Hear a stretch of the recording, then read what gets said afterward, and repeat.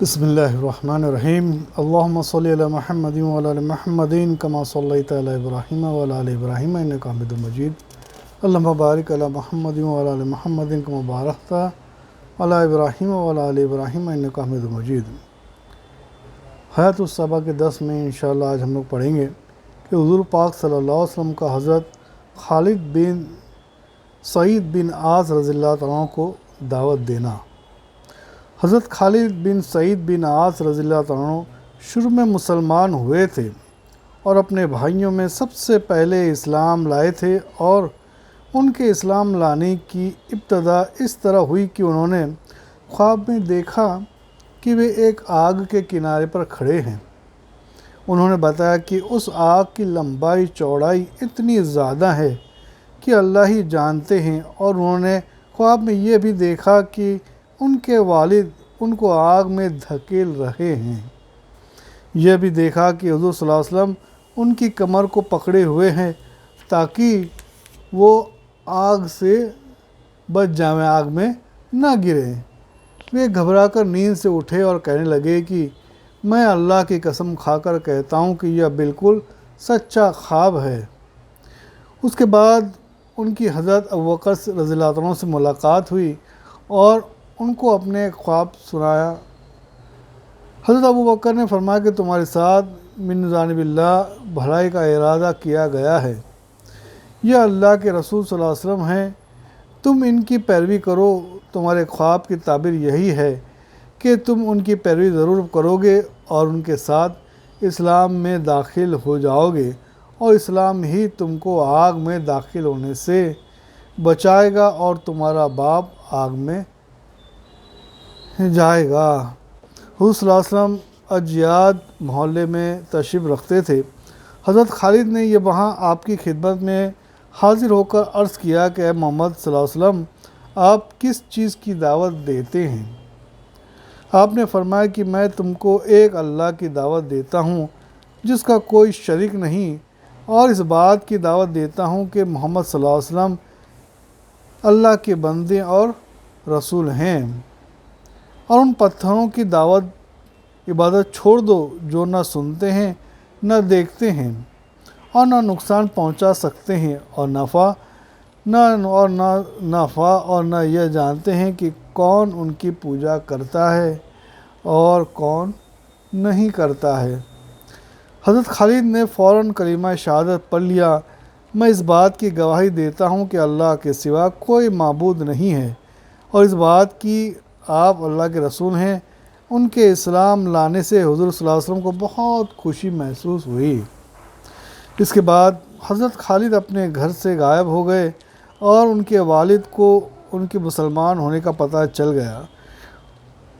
اس نے ان کی تلاش میں آدمی بھیجے جو ان کو ان کے والد کے پاس لے کر آئے۔ والد نے ان کو خوب ڈانٹا اور جو کوڑا اس کے ہاتھ میں تھا اس سے ان کی اس قدر پٹائی کی کہ وہ کوڑا ان کے سر پر توڑ دیا، اور کہا کہ اللہ کی قسم میں تمہارا کھانا پینا بند کر دوں گا۔ حضرت خالد نے کہا کہ اگر تم بند کر دو گے تو اللہ تعالیٰ مجھے ضرور اتنی روزی دے دیں گے جس سے میں اپنی زندگی گزار لوں گا۔ یہ کہہ کر حضور صلی اللہ علیہ وسلم کے پاس چلے آئے۔ حضور صلی اللہ علیہ وسلم ان کا ہر طرح کا خیال رکھتے تھے اور یہ حضور کے ساتھ رہتے تھے، یعنی یہ بیکی بدایہ کی بھاگ کے حصے کی حدیث میں سے لیا گیا ہے۔ دوسری روایت میں یہ مضمون ہے کہ ان کے والد نے ان کی تلاش میں اپنے غلام رافع اور ان کے ان بیٹوں کو بھیجا جو ابھی تک مسلمان نہیں ہوئے تھے۔ انہوں نے ان کو تلاش کر لیا اور ان کو ان کے والد ابو حیفا کے پاس لے آئے۔ ان کے والد نے ان کو خوب ڈانٹا اور جھڑکا، اور اس کے ہاتھ میں ایک کمچی تھی جس سے ان کو اس قدر مارا کہ وہ کمچی ان کے سر پر ٹوٹ گئی، اور کہنے لگے تم محمد کے پیچھے لگ گئے ہو، حالانکہ تمہیں معلوم ہے کہ وہ اپنی قوم کی مخالفت کر رہے ہیں اور اپنی قوم کے خداؤں میں اور ان کے باپ دادا جو جا چکے ہیں ان میں عیب نکال رہے ہیں۔ اس پر ان کے والد ابو حیحار کو بڑا غصہ آیا اور ان کو بہت برا بھلا کہا اور گالیاں دیں، اور کہا کہ او قومی نے جہاں تیرا دل چاہتا ہے چلا جا، اللہ کی قسم میں تمہارا کھانا پینا بند کر دوں گا۔ حضرت خالد نے کہا اگر تم بند کر دو گے تو اللہ مجھے اتنی روزی ضرور دیں گے جس سے میں گزارا کر لوں گا۔ اس پر ان کے والد نے ان کو گھر سے نکال دیا اور اپنے بیٹوں سے کہا کہ تم میں سے کوئی اس سے بات نہ کرے ورنہ میں اس کے ساتھ وہی معاملہ کروں گا جو میں نے اس کے ساتھ کیا ہے۔ حضرت خالد حضور صلی اللہ علیہ وسلم کے پاس چلے آئے۔ حضور صلی اللہ علیہ وسلم ان کا ہر طرح کا خیال فرماتے تھے اور یہ حضور صلی اللہ علیہ وسلم کے ساتھ رہا کرتے تھے۔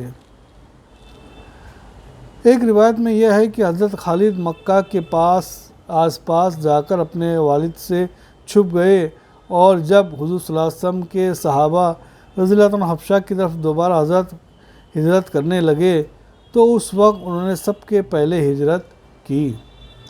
ان کا باپ سعید بن عاص بن امیہ جب بیمار ہوا تو کہنے لگا اگر اللہ نے مجھے اس بیماری سے شفا دی تو میں ابن ابی کبشہ یعنی حضور صلی اللہ علیہ وسلم کے خدا کی مکہ میں کبھی عبادت نہ ہونے دوں گا۔ اس پر حضرت خالد نے یہ دعا مانگی کہ اللہ اسے بیماری سے شفا نہ دے، چنانچہ وہ اسی بیماری میں مر گیا۔ حضور صلی اللہ علیہ وسلم کا حضرت ضماد رضی اللہ عنہ کو دعوت دینا۔ حضرت ابن عباس رضی اللہ عنہ فرماتے ہیں کہ حضرت ضماد مکہ آئے اور یہ قبیلہ آج دشنوآ میں سے تھے اور یہ پاگل پن اور جنات کے اثرات وغیرہ کا جھاڑ پھونک کے ذریعے علاج کیا کرتے تھے۔ انہوں نے مکہ کے چند بیوقوفوں کو یہ کہتے ہوئے سنا کہ محمد نعوذ باللہ دیوانے ہیں۔ حضرت ضماد نے کہا کہ یہ آدمی کہاں ہے؟ شاید اللہ تعالیٰ اس کو میرے ہاتھوں شفا عطا فرما دے۔ حضرت ضماد کہتے ہیں کہ میری حضور صلی اللہ علیہ وسلم سے ملاقات ہوئی، میں نے ان سے عرض کیا کہ میں ان اوپری اثرات کا جھاڑ پھونک سے علاج کرتا ہوں اور اللہ تعالیٰ جسے چاہے میرے ہاتھوں شفا عطا فرما دیتے ہیں، تو آؤ میں آپ کا بھی علاج کروں۔ اس پر حضور صلی اللہ علیہ وسلم نے خطبہ مسنونہ کا شروع کا حصہ 3 بار پڑھ کر سنایا، جس کا ترجمہ یہ ہے کہ بے شک تمام تعریف اللہ تعالیٰ کے لیے ہے، ہم اسی کے طرف تعریف کرتے ہیں اور اسی سے مدد مانگتے ہیں۔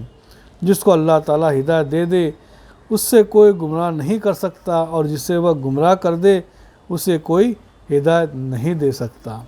میں اس کی گواہی دیتا ہوں کہ ایک اللہ کے سوا کوئی معبود نہیں ہے اور اس کا کوئی شریک نہیں ہے۔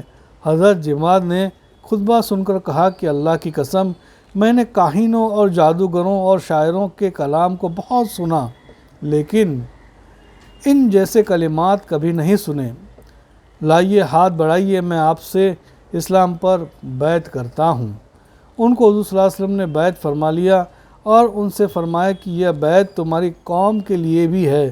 حضرت ضماد نے عرض کیا بہت اچھا، میری قوم کے لیے بھی ہے۔ چنانچہ بعد میں حضور صلی اللہ علیہ وسلم ایک لشکر بھیجا جن کا حضرت ضماد کی قوم پر گزر ہوا، تو لشکر کے امیر نے ساتھیوں سے پوچھا کیا تم نے اس قوم کی کوئی چیز لی ہے؟ تو ایک آدمی نے کہا کہ میں نے ان کا ایک لوٹا لیا ہے۔ تو امیر نے کہا کہ وہ ان کو واپس کر دو کیونکہ یہ حضرت ضماد کی قوم ہیں۔ اور ایک روایت میں ہے کہ حضرت ضماد نے حضور صلی اللہ علیہ وسلم سے عرض کیا کہ یہ کلمات آپ کو 2 بار سنائیں، کیونکہ کلمات بلاغت کے سمندر کی گہرائی کو پہنچے ہوئے تھے۔ حضرت عبد الرحمن